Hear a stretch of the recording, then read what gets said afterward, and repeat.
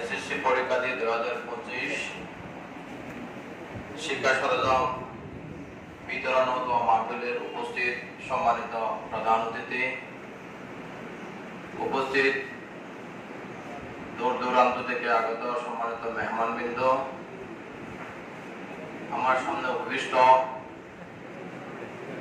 আগামী দিনের বাংলাদেশের কর্ণধর সকল এসএসসি পরীক্ষার্থী ভাই ও বোনেরা এবং উত্তর আমিরাবাদ ও ছোট বারাদানা একতা সংঘের সকল সদস্য নেতৃত্ববৃন্দদেরকে জানাই সালাম ও ঈদের শুভেচ্ছা। আসসালামু আলাইকুম ওয়া রাহমাতুল্লাহি ওয়া বারাকাতুহু। ওয়া আলাইকুম আসসালাম ওয়া রাহমাতুল্লাহ।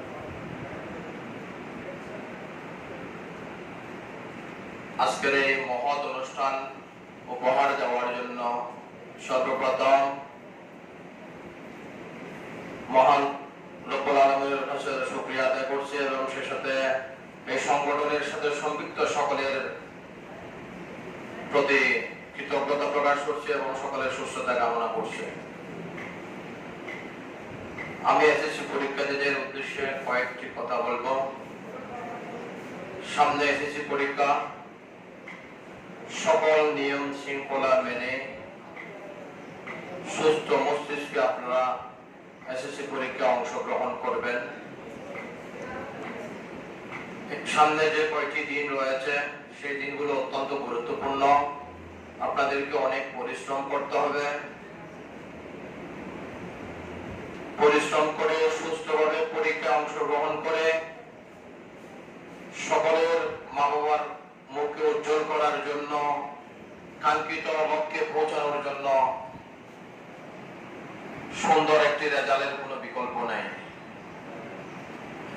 শিক্ষকের কথা মেনে চলতে হবে, মা বাবার কথা মেনে চলে তাদের দোয়া নিয়ে সামনের পথে এগোতে হবে।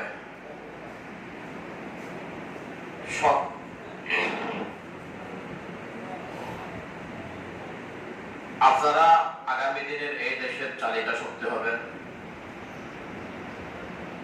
পরীক্ষায় অংশগ্রহণ করবেন, কেউ প্রথম স্থান, কেউ দ্বিতীয় স্থান, কেউ তৃতীয় স্থান পাবেন, সেটা বড় বিষয় নয়। সর্বশেষ ও সর্ব ঊর্ধ্বে বিষয় হচ্ছে যে ভালো একজন মানুষ হওয়া।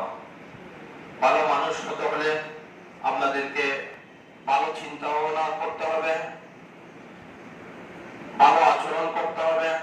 আপনার সার্টিফিকেট দিয়ে কোনো কিছু বিচার করা যায় না। মানুষের বিচার হয় মনুষ্যত্বগুলো যে তাদের আচার আচরণের মাধ্যমে, তাদের ব্যবহারের মাধ্যমে, তাদের চলাফেরার মাধ্যমে।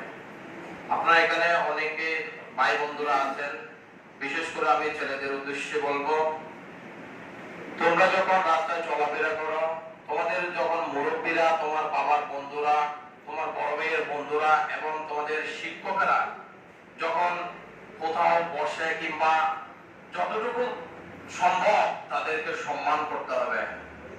তোমরা যদি সম্মান না করো, তোমাদের ছোট যারা রয়েছে, তোমাদের এই ধরো 2 বছর পরে যারা পরীক্ষা দিবে, তারাও তোমাদের সম্মান করবে না।